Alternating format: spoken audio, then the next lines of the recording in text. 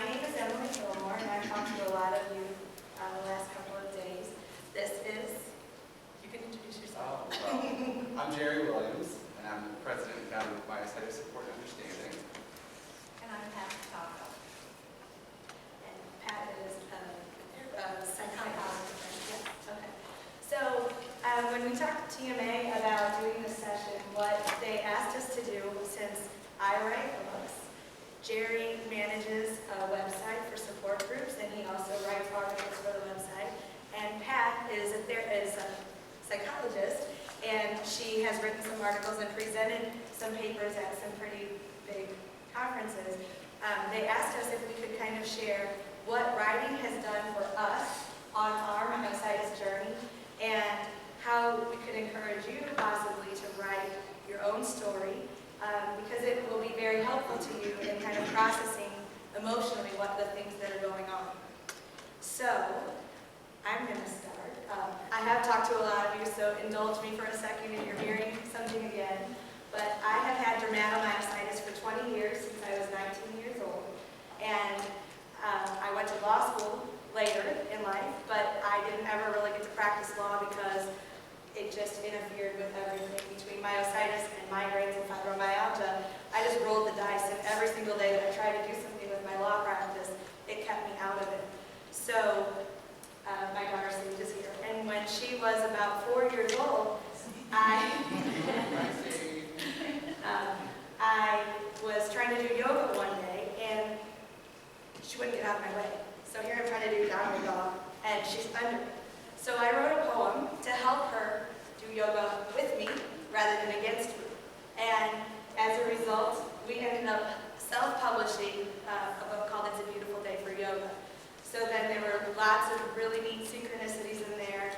I started working with Neil Donald Walsh, who is a New York Times best-selling author, on a kids program. And in one of my meetings with him in Ashland, Oregon, he wanted to know, what is going on with you? Why have you been so sick? Because I almost didn't get to make that trip. I had had 6 infections in 4 weeks right before that.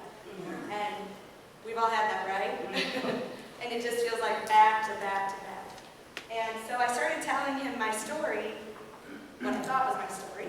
I said, well, you know, I just had shingles, and I had influenza A, and I had bronchitis, and he said, no, I want to hear your whole story.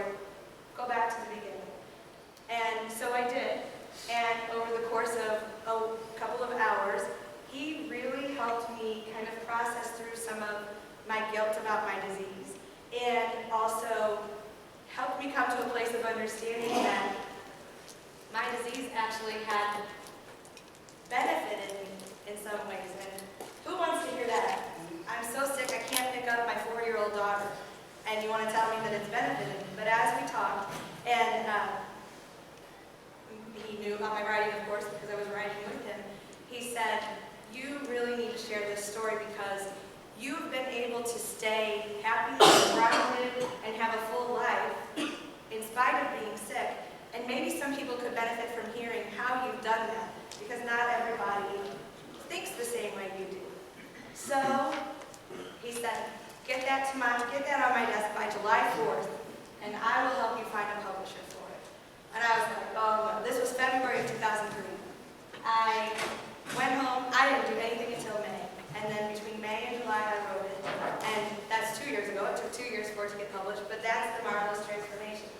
And what he said to me in that moment was, when you get this book out and you talk to people who you help, you will understand why you were the person who had this disease. Because you have a way of communicating, and you're going to help people. I said, okay, I trust you. You're my mentor. I'm going to take it. And, you know, today I've heard some really great things from people that I already knew before this week, and people that I've met today who have told me about how the book is affecting them in a positive way. And I can honestly say that the writing process, which I'll tell you a little bit about after they speak a little, the writing process was one thing, but being able to talk to people and have them say, oh my gosh, now I have a little bit of hope, you can't even imagine how great that is. So I want everybody to know that whether you're going to write a book or whether you're TMA or MDA or even our organization MSU, which is Myositis Support and Understanding, you can affect other people because you may not have a positive outlook on everything in your life, but if you have a positive outlook on being in a walker or being in a scooter, and you can share that with someone else who is devastated at the thought and is not even going to consider ever getting a scooter, you will have changed the world. And the way that we can communicate best is through writing. So that's a little bit of my story, and I'm going to pass it on. And then once we've each told a little bit, we want to ask you guys for what you've done and how you're sharing your story, and see if we can all kind of make this critical mass of people who are loving life and sharing it and helping other people who are devastated by this disease to know it doesn't have to make your life terrible. Thank you, Emily. Hi, I'm Jerry Williams, as I have already told you, and I know many of you here. First, I want to thank TMA for allowing us to be here. It's very important. Basically the reason that I started writing many years ago was, at first I wanted to write a novel. I thought it was just cool to be an author. So I wanted to write a nonfiction book about some murder mystery type thing. Well, I've got chapters here and there. Never really quite worked out. But when I was diagnosed with polymyositis 12 years ago, I needed support, and as many of you know, I started a group in 2010, and I started basically just by starting a blog along with that. It was called Polymyo1 at that time. And I just started writing down, I started researching a topic, and writing about it, and it was helpful because of the research part, so I learned more about the disease. And then I was able to incorporate my emotions, and I was able to incorporate ways that I may be able to help other people. And that basically evolved into what's now Myositis Support and Understanding. And we just write so many pieces and articles, and it's such a wonderful experience. And there's a section on our website where you can actually share your story publicly that can help other people. And that's really where I come in. I also manage the website, and I'm not the only writer for the website. Emily writes for it, and we have guest bloggers that write for us. And on the technical side, because I'm supposed to be talking about the website part of stuff, so I'm going to give you a little bit of the technical side. Writing for the web versus writing for print is, when you're writing for the web, I know you've probably all seen these articles that are, just huge chunks of text, and you're looking through it like, okay, I'm not going to read any of this. So that's just something to keep in mind when writing for the web, is to keep in short chunks of text and to use like lists, bulleted lists whenever possible to point out the important things that you're trying to share, because people are more likely to read those rather than skim. And that's really all that, for the website, that you don't need to know all the coding unless you want to. I can tell you all about HTML, CSS, and any takers. I don't think so. But yeah, so what day it is. I know, and that's where a lot of it comes in. You try to write an article, and you don't get it done the same day. The next day, the idea's lost. But we just feel as an organization, and I promoted it way before that, the benefits of keeping a journal, whether it be a written journal, if it's an online blog, you can create your own free online blog through WordPress.com and keep a daily or weekly journal online, whether it's sharing your story through a website like TMA or MSU. And there's so many different ways that you can create journals. It doesn't have to be just a written journal. It could be a photo journal where you take pictures of important moments in your life, and then you write a brief, just a brief blurb underneath of it. And it's good to get your emotions out. And there's art journaling, there's painting, there's so many different ways that you can express yourself. And then for those that have trouble typing and writing, a lot of IBM patients and NPs have trouble typing, writing. You can use voice recorders. You can use, even a lot of smartphones have a recorder app that you can use. So those things are really helpful as well. So that's a little bit about my background. And as soon as Pat speaks, we do want to open up a discussion. We want this to be interactive. So don't be shy, because I'm not. Thank you.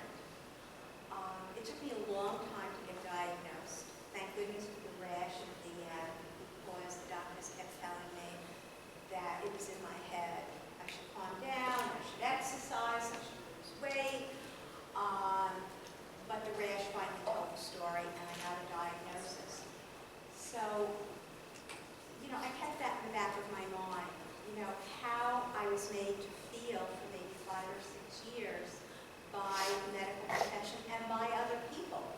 You know, what, oh, there she is again. She's tired. She's bailing out on something. She doesn't want to do anything. Most psychologists are in a lot of peer supervision groups and peer study groups. And I was in one, and we read an article that was written by a social worker who developed prostate cancer. And it was called The Wounded Storyteller. And what he talked about was how ending up with a severe medical condition changed how he felt about himself. He was trying to deal with it, but everyone wanted him to go back and to be the person he was before. And he realized that that was just not going to happen. When I was finally diagnosed, the rheumatologist came in. If any of you heard my paper last night, that was me. And she says, well, we know what's wrong with you. You have lupus, which is what they thought I had initially. And I was like stunned. I was like a deer in headlight. And she said, well, you know, you're still the same person. And I thought about the article I had read. I was not the same person. And I ended up feeling really angry.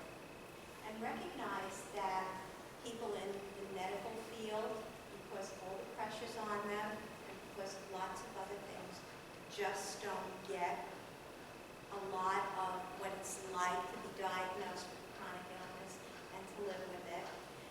And what I soon found out is most of the people in my professional field, other psychologists, didn't get it either. They worked with people who had chronic illness, but there was a whole piece that was missing. So I was on a mission.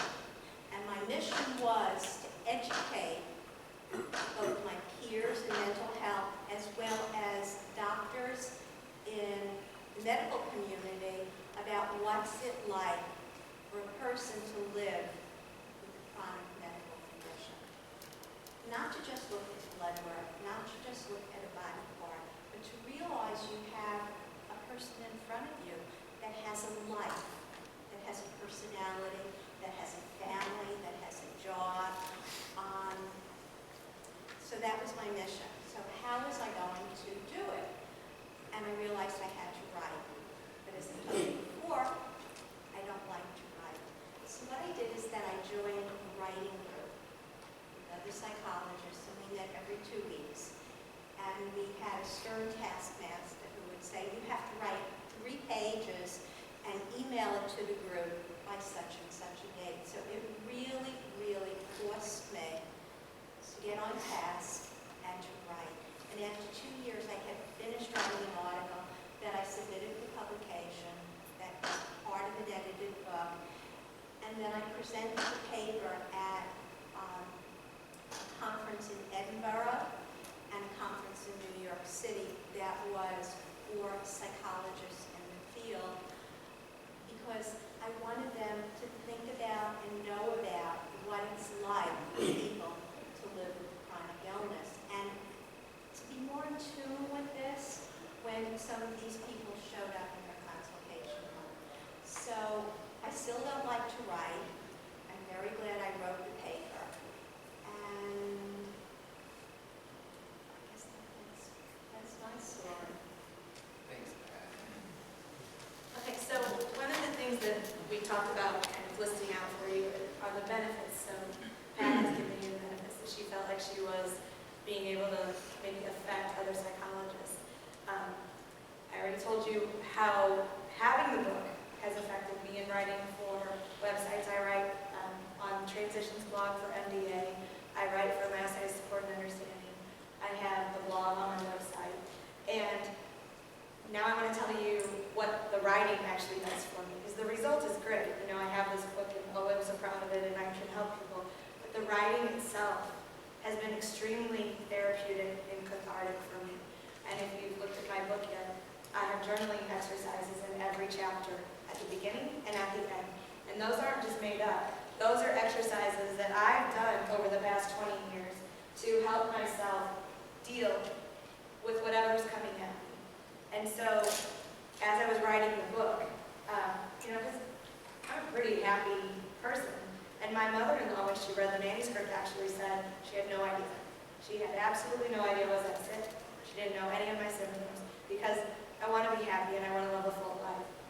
But when I was writing the book and I had to analyze every moment of the past 20 years, it was actually really cathartic and it was therapeutic in a different way because looking at it from a more neutral standpoint of writing it made me analyze it differently. And there were times where I was on the floor rocking in the fetal position, crying after I wrote a passage. There are times, actually there's a passage in there in the chapter about body image that I cannot read to this day without crying because it's where I held so much emotional pain. So writing has been really cathartic and it's really helped me to see the disease from a different standpoint.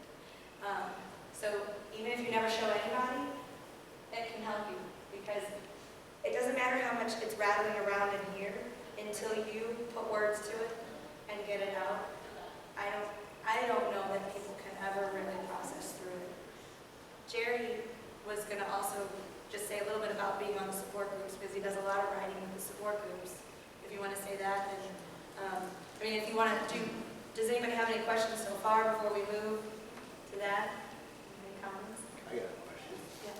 Whenever you first thought about sharing your story, did you have any apprehensions, like I'm talking about like close family, friends, people who aren't, I mean, in a sense, your story is meant for those who are in the suffering or going through the same thing, right? So the people outside of that, but that are close to you, did you have any kind of apprehensions on how they were going to respond to it? How did you deal with that? Great question. Okay. My husband is over here, Hoosier, and he figures prominently in the book. So I asked his permission to even write the story first because it's so intimately involved in our marriage. I talked to my parents and Scott's mom, and I said, you know, there's a chance that things are going to be in here that are uncomfortable for you. I'm an open book. I don't care. I have no shame. I don't get embarrassed. So I wasn't concerned about myself at all, but I did check in with the important people in my life and ask them, was this okay? And then if I brought in a friend or, you know, a family member who I had not already talked to, before I shared a story about an encounter with them, I did ask. Most of the people that I've talked to have been really supportive. Nobody has told me, no, you can't share that. So they've all been really supportive because they know that I have a really strong desire to help other people. So that's a really good question. And as a follow-up to that, we have a lot of people in our support group that, you know, our support groups are all closed. So when you post in our support groups, you don't, you know, your family and friends can't read everything. And there's quite a few people that haven't told their close friends and family that they have this illness because, I mean, look at me. I mean, I look perfectly healthy. So to try and explain to somebody that I'm so deathly sick at times and looking like this, you know, they think I'm a hypochondriac, you know. So understanding, you know, that as long as you have told your close friends and family, posting, you know, sharing your story, you know, is a great way to help them understand. Because Emily, you had shared, like with your mom, reading in the book, you know, she's like, I had no idea that you were that sick. And sometimes it just takes people, some people are just more visual, they can read that, and they really take it to heart and can understand. So, did you have any questions to follow up on that? Or? I have another response. Yes, that's good. Okay. I had interviewed a lot of people with various autoimmune diseases for the paper that I wrote. And before it went anywhere that would be read publicly, I had sent copies of the paper to each and every person who I interviewed and got their permission. I mean, names have been changed, diseases have been changed, but the theme and the story is accurate. And I was really very pleased because people were so happy to tell me their story, and they were so happy to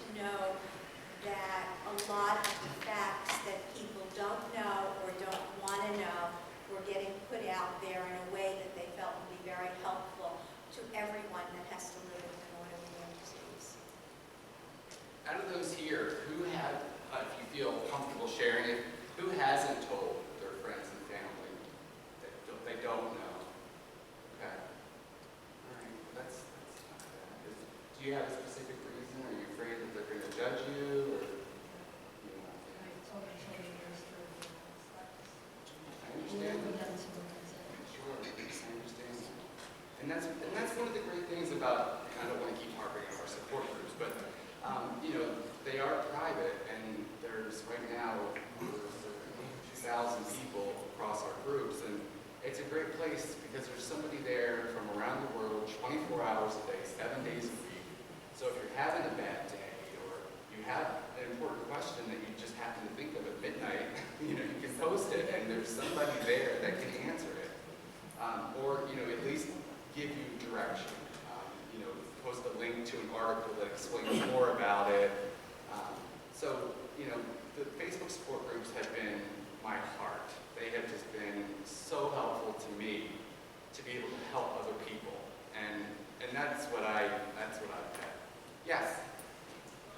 I think one of the, I'm Dennis Chadwick. You spend any time on Facebook. I'm the overly verbal guy in the corner. I know you, Dennis. What I find is that the Facebook especially, if you're not a writer, sometimes can feel daunting. Somebody says, have a blog, fill up all that space. You get on Facebook and it's just a little post. You're just responding to someone. And I think that's what we sometimes need to break the ice. Absolutely. I wrote on my, well, I enter in all of them, but I talked about my experience falling. I think IBM is a really lonely disease. I have my life, but really it's a small pool of people that understand my issues. Sure. So then I fall down, and that's horrible, because that upends all my assumptions about who I am and what I am. So I go on Facebook and I post, and 20 people answer. No, I'm not lonely. Very good.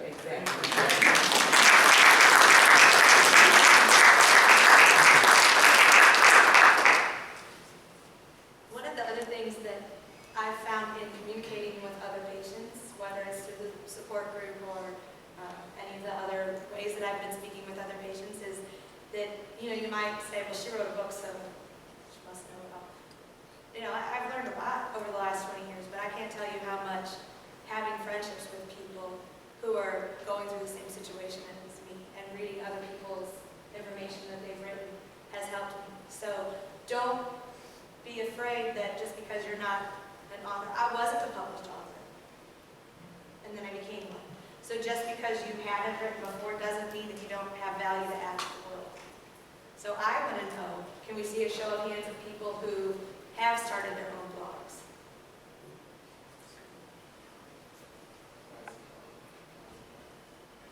There's a couple of them. Yeah, how about writing a journal? Yes. When I got sick, what we did was chronologically put down what was going on. I took this test, I felt this bad, I couldn't move my arms, and the feeding tube went in, and so on and so forth. But I found that after we did this, it was sort of without emotion. It was just, we did this, and they said, where is the emotion? And I said, I really am not a writer, and I just don't know. And believe me, there's a lot of emotion, as you know, goes with this disease and all of these diseases, the whole myositis package. But that's what, I mean, I would love to write a little blog, something small, like you said. This way, it's not overwhelming for me because, as Pat said, I am not a writer. But I have all that from when I got sick 2013 until the present. So That was pieces together. Yeah, and it's great to have that information, but like you said, where is the emotions and how do you fit that into keeping a journal, a health journal? Because there's two different types of journals that I keep. I keep a medical journal that has chronological listing of, okay, I started this medication and this is what it did to me and I had to stop, or so forth and so on. And then I have a separate journal that I kind of use some of the same information. Okay, I started, say, IVIG, and the experience didn't go so well, and just write out the emotional part, but I just do it in two separate There's so many ways that you can do it and structure it, and you'll find, first of all, when you first start writing a journal or anything, don't worry about grammar, don't worry about spell, just start writing. Just start writing, whatever comes to your head. Even if you just go on a piece of paper and just start scribbling words around, just get in the practice of, starting to get your feelings out, even if it's just the word anger, one day, and then the next day you just add other things to it. And soon you will be starting to create those, those little posts that really you can look back on 2 years later, and you can say, oh, I was in a decent place then, and I'm in a great place now compared, or I'm in a worse place now. What can I do to change that? So I find journaling to be so helpful personally.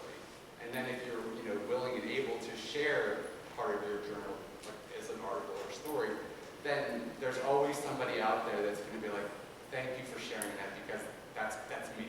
That's that's exactly what I've been through. So great question. I have major anxiety about putting the pen to the paper. My craziness. So I write in pencil. And when I was too anxious and uptight to write, I dictated. And I'm trying to remember the name of the program that I have, but it was voice recognition. Dragon. I got Dragon. Got a lot of dragons out here. And I would dictate, and I'm pretty verbal, so that I was able to dictate, and then Dragon would type it out, and then I would be able to go back, and I would be able to edit it. But that was a way that got me started sometimes when I was really stuck. Can I say one more thing before we move on to another question? Jerry and I have a friend who kept a medical journal like what you're talking about, and they tried to give her a medicine about 6 months ago. She said, that's not right. And they said, no, there's nothing in your file, you're fine, you can take it. She said, no, I can't. She went home, she pulled out her medical journal, and she puts the stickers from her medicine bottles in there. She had a heart attack as a result of that specific medicine, but it was under a different brand. Generic. Yeah, so so she saved her own money by keeping one of those medical journals. And another thing that you can think about with journaling is you can draw pictures. I'm an artist, but that doesn't matter. I can draw you don't have to be an artist. You can draw pictures. The very first painting that I did was a red heart on a blue background, and it was my bleeding heart, and it was flames coming out of the side of it. That, I was crying as I was painting. I'm a crier. But I was crying as I was painting that. And it's, however you can get it out will work. And I'm going to give a little plug. For people who don't know how to start journaling, my book does have journaling exercises. And it starts with just brain dump everything you think about your disease on a page. And then I walk you through how to kind of process through it.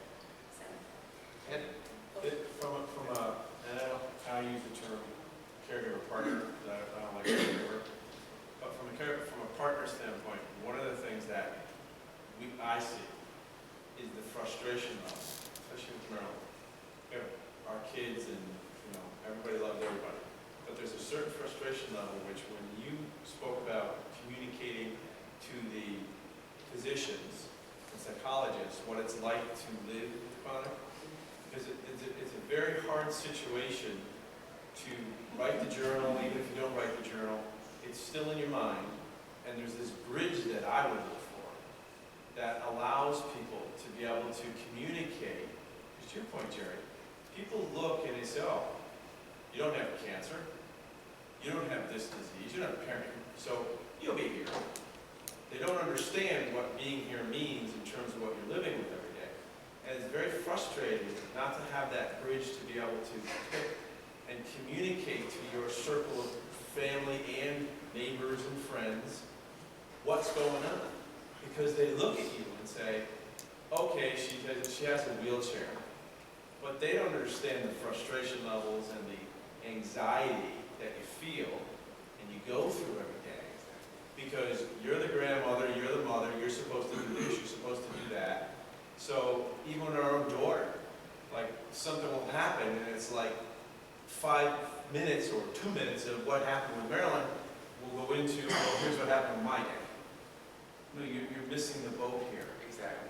And so I would look for something from not just communicating to the medical field, but something similar that people can use to communicate without being self-indulgent and saying, oh, I'm going to tell them this, because then you start to say, well, I don't want to say that, I don't want to do that, because I don't want to put people on edge. But there are tools like your book and some of the things that come out. I think the one that hit me the most was the spoon. Spoon ears. That to me, boom, that was a bridge from Maryland to me.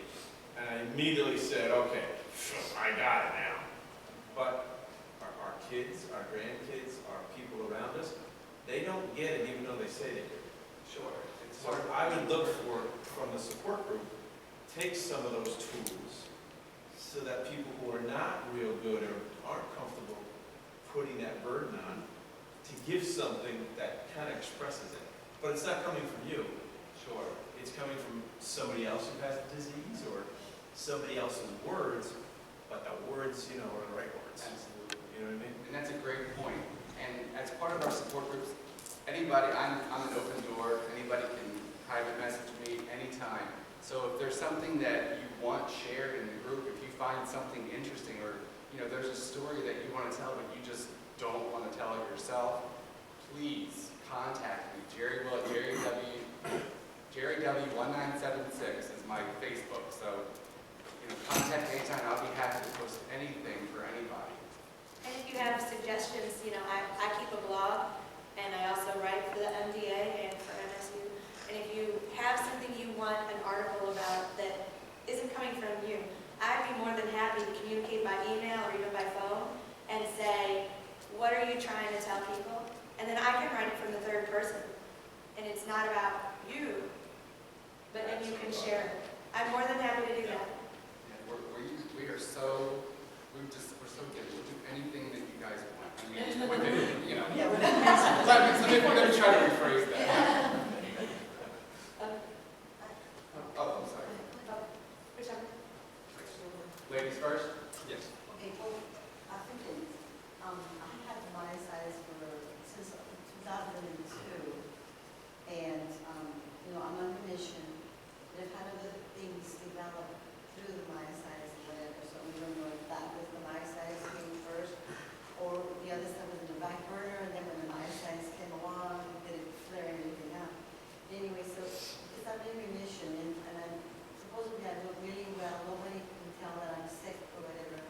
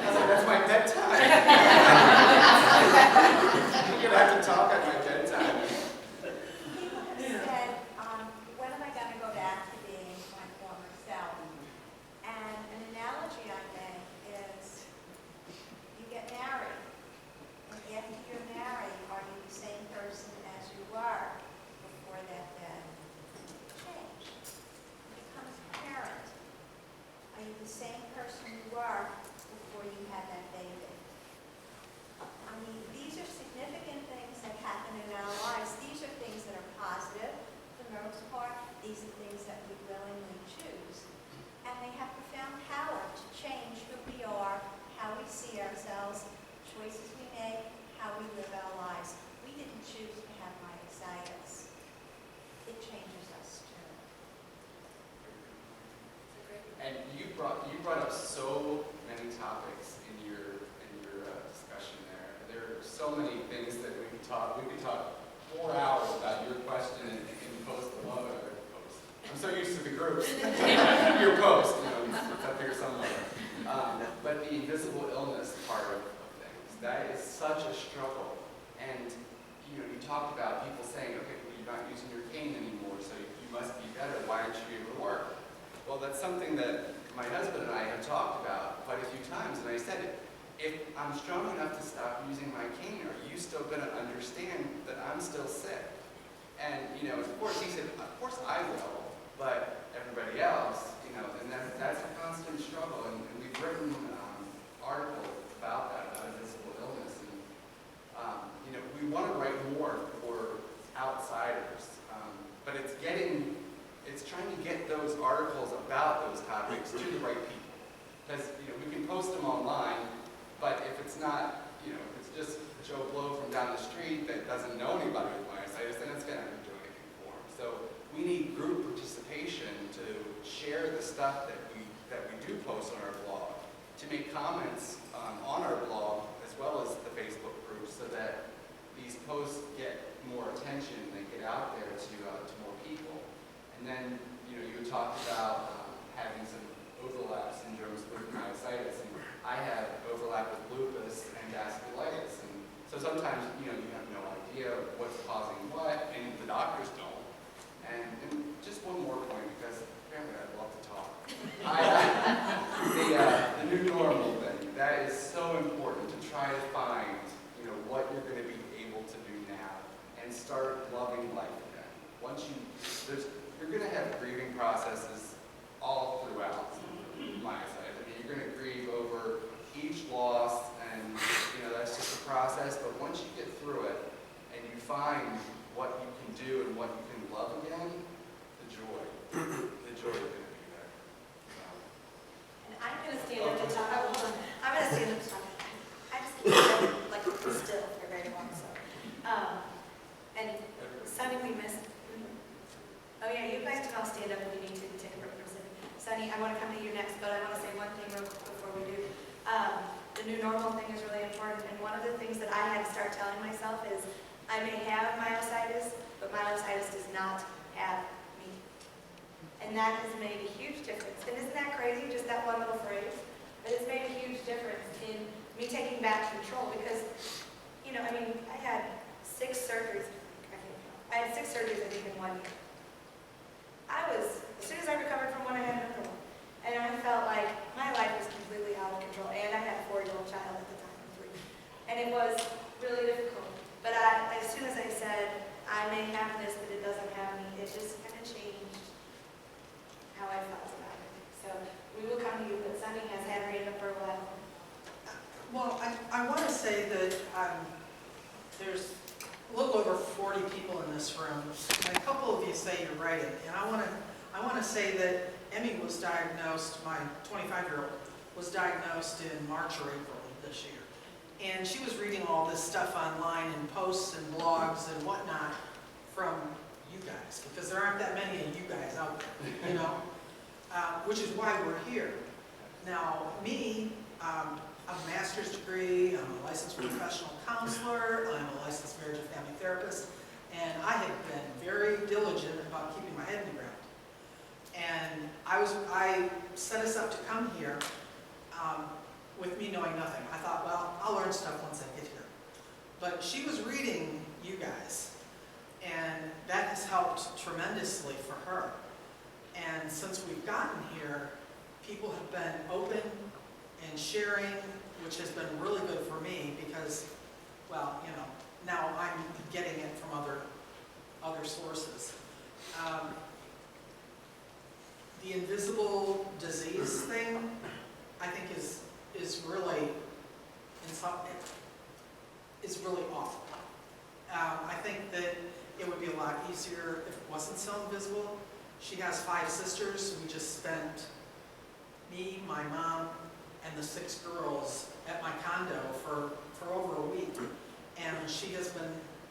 saying that she aches, and I've been telling the girls that, yeah, she's really having a hard time, because I can see, she pales out and swells out, I can tell when she's flaring.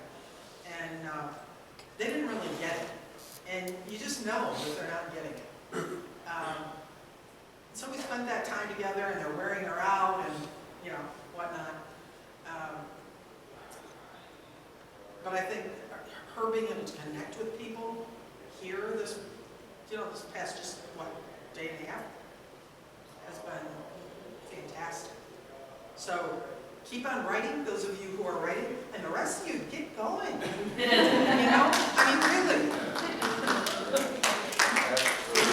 Thank you so much.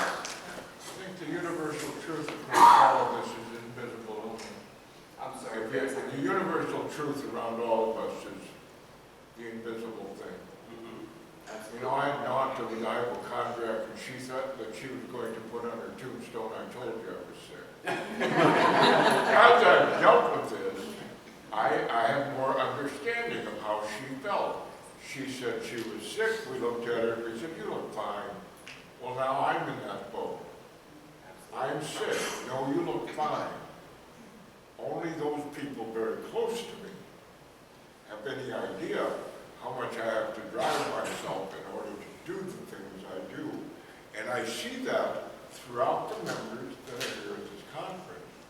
We all deal with that same thing where we have to meet expectations. Yes.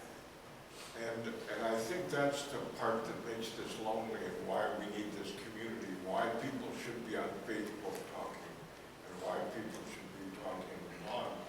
It's because each of us have to deal with those expectations, and it's hard to do it unless you realize there's 100 other people that are doing the same thing. Absolutely. Great point. And by sharing your story, you are demystifying for the rest of people. And going back to something that you said, Emily, is to understand that it's not going to stay like this, that there can be light at the end of the tunnel. To see the bigger picture, too. A lot of people, my head is spinning with all the things I'm resonating with and understanding. And you probably forgot what you said. No, I don't know. I was a Montessori preschool teacher for 28 years, so I was on the floor with little children, and I was just, it was a physical, I think I fooled myself as much as my family and everybody else. For the last 3 years I taught, my family really didn't know how bad it was. When I finally hit the wall and realized I couldn't do it anymore, my partner said to me, when you give up, when you stop working, you're really making a statement to the world, because nobody knew. And when I called my doctor, I just said, I've been seeing you for 14 years, and I said, I was calling like, no, I need to stop working. He said, I've been waiting for this call for 3 years. I don't know how you did it, And so that was the beginning, and I'm a teacher, I wrote report cards forever, and I love to write. And that was the beginning of me sharing my story, because we decided to make a Team Susan, which is my nickname. And I now have 130 people on my team, and I write a newsletter all the time, just to them, but just sort of telling them what's going on. I'm very specific, and I have a lot of candor, and I don't, tell them everything. And after a while, I thought, do you really want to hear this? And I keep getting notes from people saying, when's the next Team Susan update? I want to read it. And they said that it's like I'm saying it with, like we were talking about, you have perspective. And by the time I'm writing it out, I get it in my body, share it with them, and they, because they care about me. And anyway, a few weeks ago, I just said to Mommy, I feel like I want to write a book. But my thing is, why would anybody want to read my book? Because you've written a book, other people have written a book, how would mine be different? Because we've all handled it with different mechanisms. And so, Everybody's story is different. yeah, everybody's different. And I don't have idea, I have Dean. Yeah. So someone could read yours. I had polymyositis, turned into this. Okay, I don't know. Wait, Sorry. Well, you have a different experience, Yeah. and you were working. I was 19 years old, so my entire life, as I know it, has been as a sick person. I never had a normal adulthood, Yeah. and so that has changed you. I know. You have a different experience. Pat has a different experience because she was older than I was when she got sick. So it's everybody. Don't ever doubt your value to the world. Everybody has something to share. We used to joke with like, I came out with these, I was like, I'm a princess tonight. I mean, I was just, I was just wobbling around the classroom and using their little heads for canes. I'm like, it's time to stop.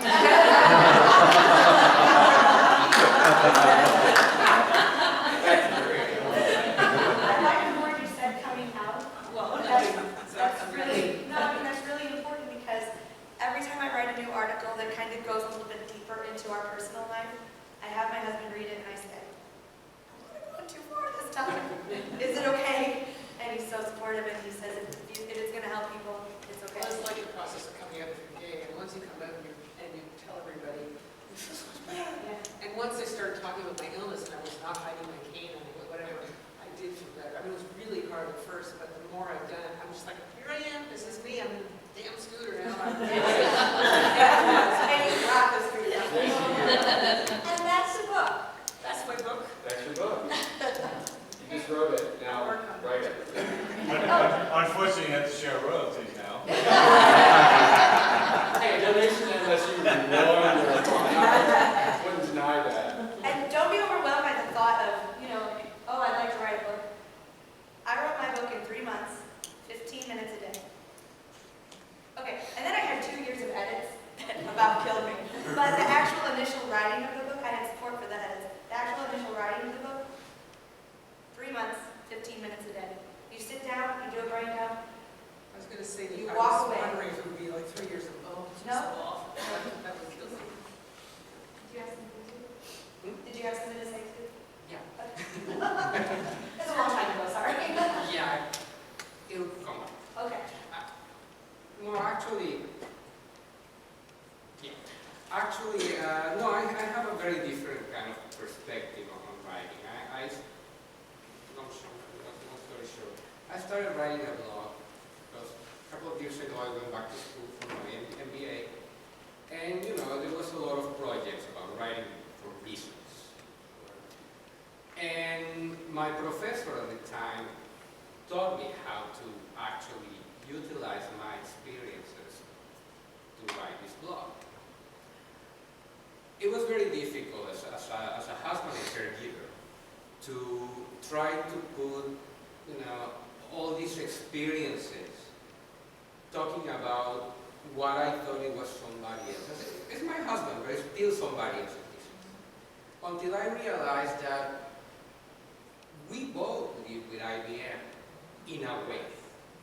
And the moment I stopped seeing myself as an outsider and understanding that this was our life together, yeah, then I started, letting my own feelings and my own, anger and rage going out. And it took me to a very interesting road because I was always complaining about the lack of compliance with ADA in New York City. Paratransit system, the difficulty finding a condo that is, accessible, realtors that know nothing about accessibility, trying to explain what myositis is, nobody has a clue. I bought a book of the Myositis 101 to give away because that's the only way, And it became a blog about advocacy. It's not about myositis specifically, but about the difficulties living with disabilities in New York City, and how it is not affecting only one person in the family, it's affecting all of us. So, in a way, I think, for me, putting out all my frustrations and all, what we go through every morning when I drop him off at work and when I pick him up and when we go to the supermarket, it started helping me connect with other people that still don't know what myositis is, but live with other conditions and are going through the same things. And through that, we can reach out to elected officials, community leaders, and start promoting change. To me, it wasn't enough just to say how I feel, is how I can change the reality that we are living, because otherwise we're going to live in frustration forever. And that's a beautiful channeling of your anger and rage and fear and sadness and grief and all of the things that you experience. I mean, what an amazing way to channel that, because you now have affected other people's experiences, whatever their disability is, of being disabled in New York. And that's really great. So thank you for doing that. And that's one thing to note, is that your journal doesn't have to be all about myositis. You don't want your whole life to be myositis, because then it takes over. So, your journal may not include myositis at all on, week 1, week 2. So I just wanted to add that. And first, I just want to thank all the care partners and caregivers. I know everybody, calls it a different term, but I just want to thank you all for taking such good care of your partners, because we just depend on you guys so much and ask so much of you. So thank you. Judy? I'm on my second level of the new me, my new reality. I belong to another support group for compassionate friends for parents who have lost children. And it's a very important concept. And I find now that this polymyositis that it is helping my head that, no, that's not you anymore, Julie. You can't get on that boat. No, I'm not going to do that. I'm going to do this. That's my new reality. Like my life without my son. Yes. No. That's a big one, life without sun, for a lot of people.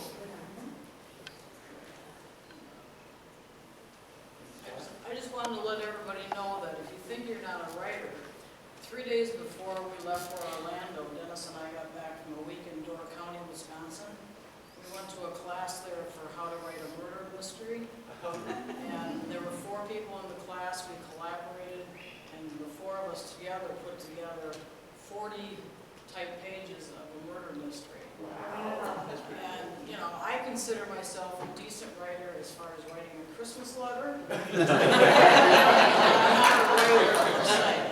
Dennis writes sci-fi, so he's more of a writer than I am. But together and with the other 2 people in the class, it was a great week, so just go for it. Congratulations, that's wonderful. You just gotta just start. You have no idea where to start. Just start thinking and just jot things down. Just do it. Just do it. The other thing you need to remember is everybody has value. You always assume that if my story is as important as other people's story, you have to realize that your story has value. Your journey may make it easier for me to make my journey because you've got this inside for it. Absolutely. That's one thing that I've heard a lot in the groups is, I don't, a lot of people are worse off than, I am, so I feel bad even saying this, and, don't, please, if you have something, anything, share it, because it's you, it's your story, and it's going to help you get it out. So. The best advice I heard from somebody when, I was just saying, well, that whole thing is, well, at least you don't have ALS, at least you don't have cancer. This sucks too, That's This sucks too, It's a different kind of awful. It is. I mean, that was just a really helpful line that this person gave me, because it's a different kind of awful. You can't compare awful. I was going to say, and comparing and trying to quantify what's worse is so detrimental to each party. It doesn't help any of us. If we could just all say, wow, you have it really rough and I have it really rough, and gosh, let me love on you so that you can feel better in this moment. That's what's most important. I think also surrounding yourself with people that share your values and share commonness is really valuable. Because sometimes you just, well, I'm really thinking about writing people. What about? Oh my God, that's stupid. Sure. And so you gotta stay away from people that are pessimistic because, or the glass is half empty all the time. You gotta stay away from them. And I know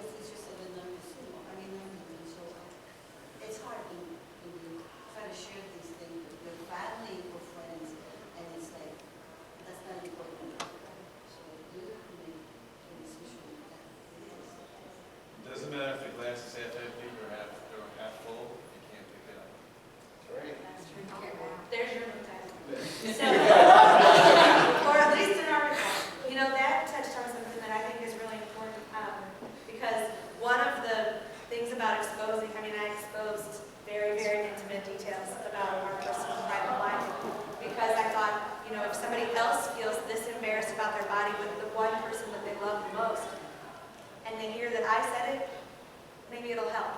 And maybe what Scott said to me in that moment will help another caregiver or another spouse.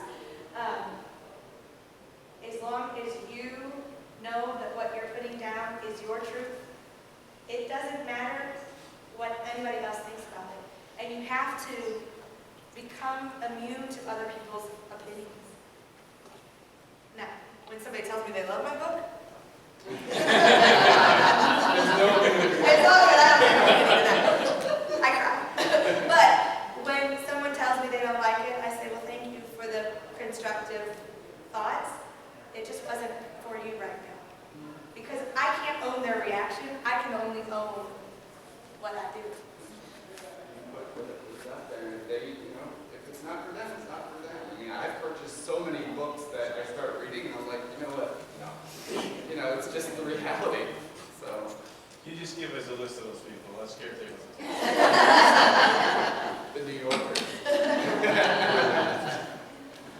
Does anybody else want Anybody to? else want to share something or question, suggestion?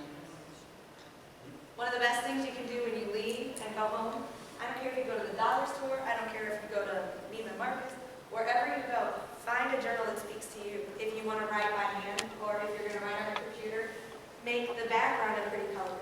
Do something that makes you feel connected to what you're going to write on or in, because I have a couple of different journals, lots of journals, but there's certain ones that I want to write in at different times. So, your emotion that you feel when you look at a certain specific color could help you that day. Playing music helps too. Anybody else? So what's the journal that you share? Because I wouldn't know it Well, if I tripped over it. When I said share your journal, I didn't mean the whole thing, but if you, as you're journaling, if there's a specific topic that you're journaling about that day, and you're thinking, oh yeah, this would be great to share with either a support group or, submit it for a blog posting, you just write in more detail about that, either emotion or, even if it doesn't have to be emotional. That's, a lot of people write for emotions, but there's many other things. You could write for knowledge, No, but I mean, like, in other words. Who do you share it with? Yeah, I'm Okay. not that adept, Sure.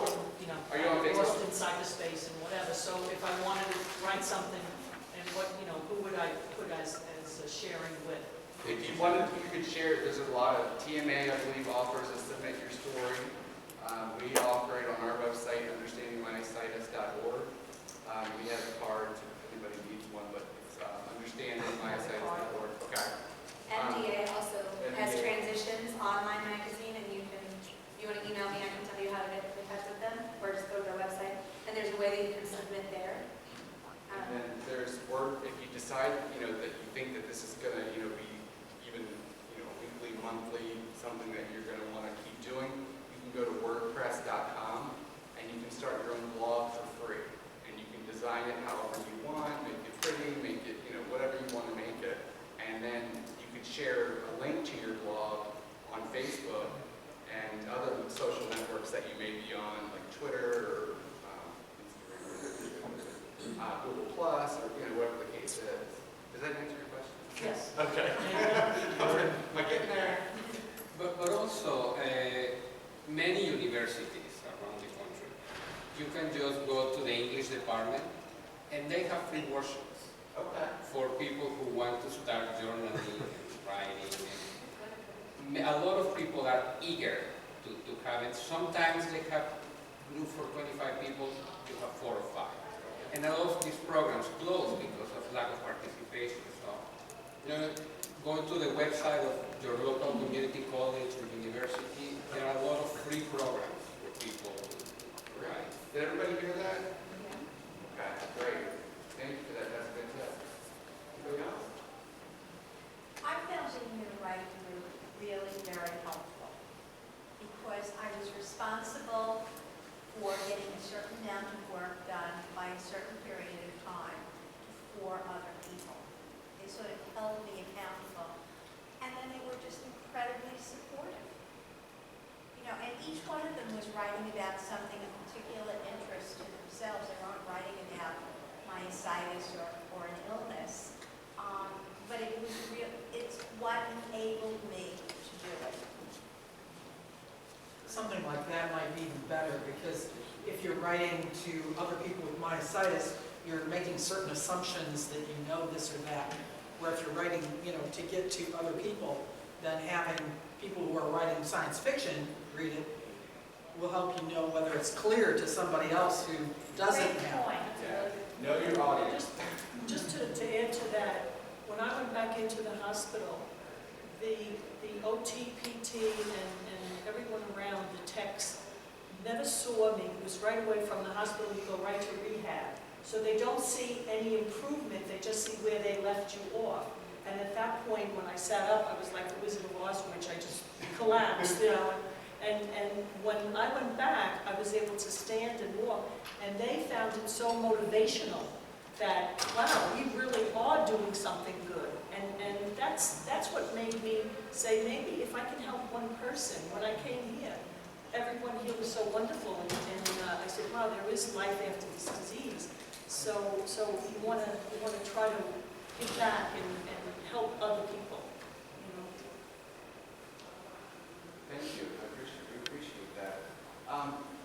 Pat was just mentioning that, there are all these new social networks, not so new, but a lot of people don't really know how to utilize them.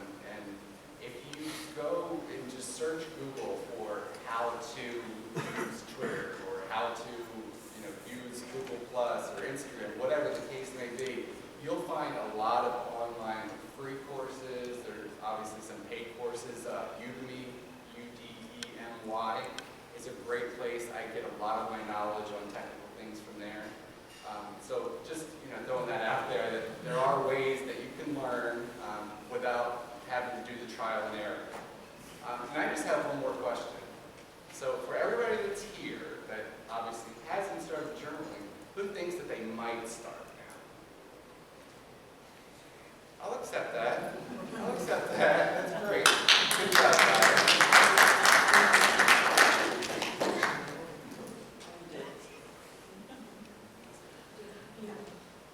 So, does anybody have any more questions or comments or? No? Okay, well, I think we've pretty much covered how to start sharing your journey through writing. And we hope that you will. We hope that you'll use it as a tool both for your own healing and for helping others. And we appreciate your time and attention. This has been really great. It has been. It's been fabulous. I'm so thankful you guys spoke up and talked. And that was my worst fear, is everybody's just going to look at us. So thank you for that. Can you stay up past your bedtime? I know. Good job.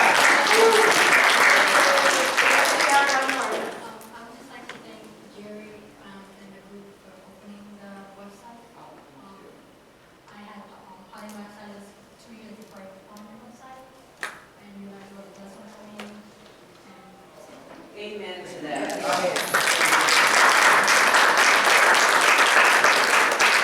I hope you guys would feel free and able to share your story on our website. It does get posted live on our website. It gets posted across all of our social networks, just so that you know it is public before you write. But we would love to hear your stories and share them. So